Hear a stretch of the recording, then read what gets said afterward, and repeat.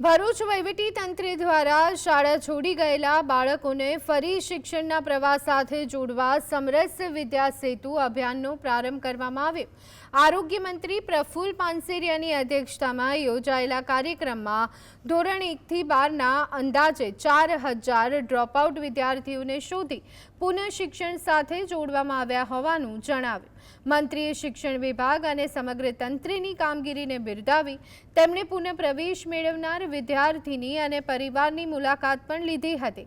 રાજકોટમાં junior doctor સાથેની ઘટનાને લઈ કડક કાર્યવાહીની ખાતરી આપી, જ્યારે ફૂડ સેફટી માટે રાજ્યભરમાં ચેકિંગ ચાલુ રહેશે તેમ જણાવ્યું હતું।